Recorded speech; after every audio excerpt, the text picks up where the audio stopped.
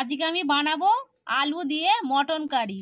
Mutton curry বানানোর জন্য বন্ধুরা আমি এখানে আমার 400 গ্রাম মটন আছে। তাহলে চলো প্রথমে আমি মটনটা ভালো করে ম্যারিনেট করে নেব। মটনের মধ্যে দিয়ে দিচ্ছি প্রথমে পরিমাণ মতো লবণ, অল্প একটু হলুদ গুঁড়ো,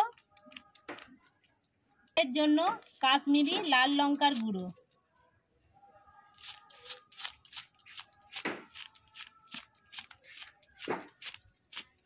মধ্যে দিয়ে দিচ্ছি আমি আদা বাটা, রসুন বাটা, আর দিয়ে দিচ্ছি বন্ধুরা টক দই,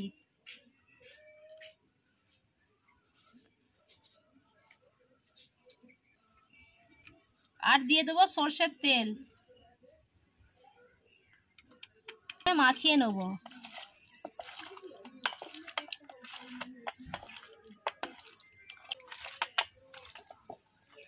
এতে আমি গোলমরিচটা দিলাম না, আর তোমরা চাইলে এখানে গোলমরিচটাও দিতে পারো, গোলমরিচের গুঁড়ো।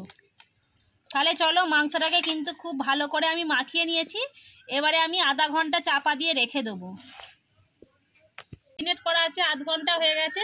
আর এখানে দেখো এইরকম সাইজের আলু আমি কেটে নিয়েছি। ধরিয়ে কড়া বসিয়ে দিয়েছি, কড়ার মধ্যে দিয়ে দিচ্ছি সরষের তেল। তেলটা খুব ভালো করে গরম করে নেব। তেলটা আমার গরম হয়ে গেছে, দিয়ে দিচ্ছি।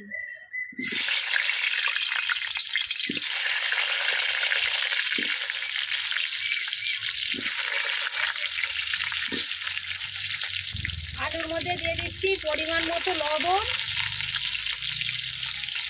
আর অল্প একটু হলুদ গুঁড়ো।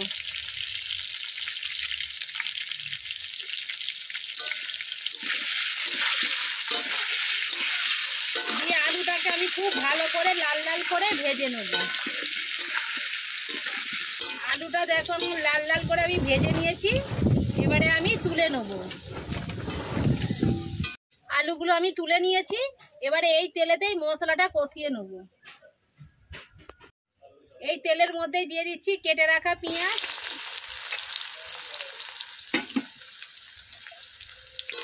পেঁয়াজগুলো আমি গোল্ডেন করে ভেজে নেব।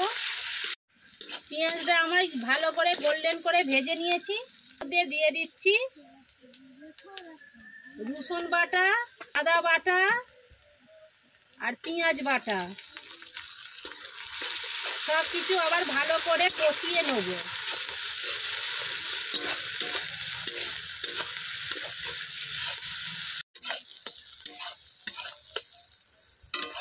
সমস্ত মশলা আমি খুব ভালো করে কষিয়ে নিয়েছি। দিয়ে দেবো পরিমাণ মতো হলুদ গুঁড়ো, আর দিয়ে দিচ্ছি লাল লঙ্কার গুঁড়ো।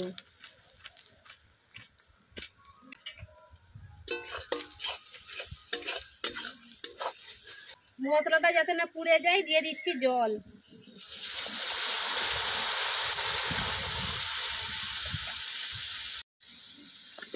জল দিয়েও মশলাটাকে খুব ভালো করে আর একটু কষিয়ে নেব। মশলাটা আমার খুব ভালোভাবে কষানো হয়ে গেছে। মশলা থেকে তেল ছাড়তে আরম্ভ করেছে। এবারে আমি ম্যারিনেট করা মাংসটা দিয়ে দিচ্ছি, মটন।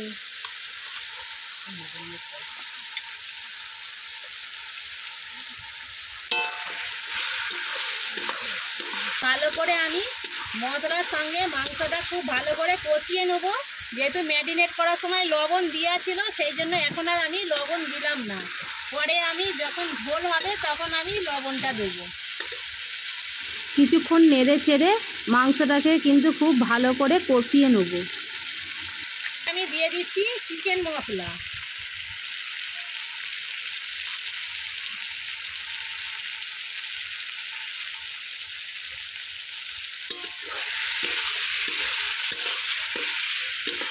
যেহেতু মটন আমি কড়াতে করছি, সেই জন্য রান্না হতে একটু সময় লাগবে। প্রেসার কুকারে করলে তাড়াতাড়ি হয়ে যেত। তাহলে চলো আমি চাপা খুলে খুলে কিছুক্ষণ ভালো করে নেড়ে চেড়ে মাংসটা মটনটা খুব ভালো করে কষিয়ে নেব।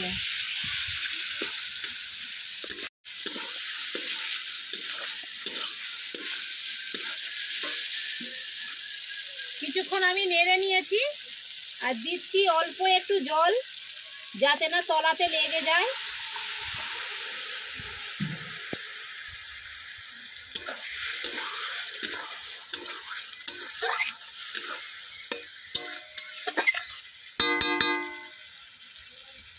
এবারে আমি চাপা দিয়ে দিয়ে কষিয়ে নেব, মাঝে মাঝে চাপা খুলে নেড়ে নেব।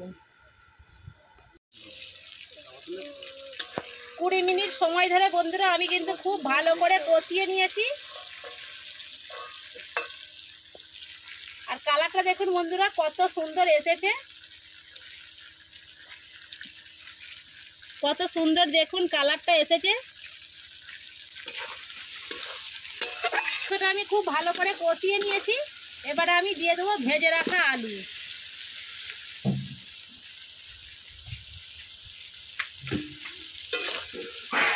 আলুটা দিয়েও কিন্তু খুব ভালো করে কষিয়ে নেব। আলুটা একটু বেশিই দিয়েছি কারণ মাংসের পরিমাণটা কম আছে। আলুটাও কিন্তু মাংসের সঙ্গে আমি কিছুক্ষণ সময় নিয়ে কষিয়ে নিয়েছি। এবারে আমি দিয়ে দেবো জল।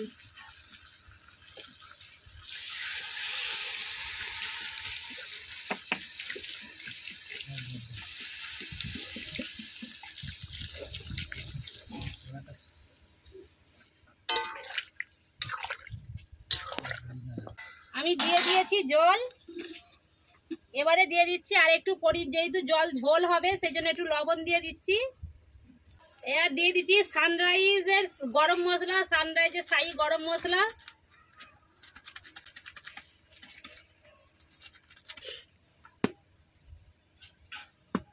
খুব ভালো করে নেড়ে চেড়ে নিচ্ছি।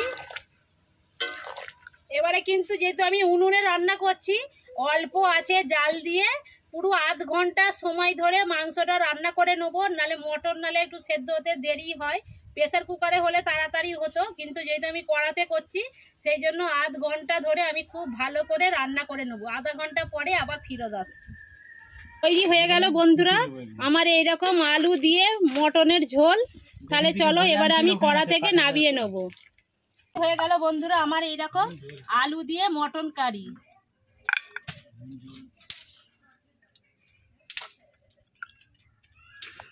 ধোঁয়া ওঠা ভাত আর তার সঙ্গে যদি থাকে বন্ধুরা এরকম আলু দিয়ে মটন কারি, তাহলে তো আর কিছুই লাগবে না। একে দিয়েই কিন্তু এক থালা ভাত নিমিষেই উড়ে যাবে।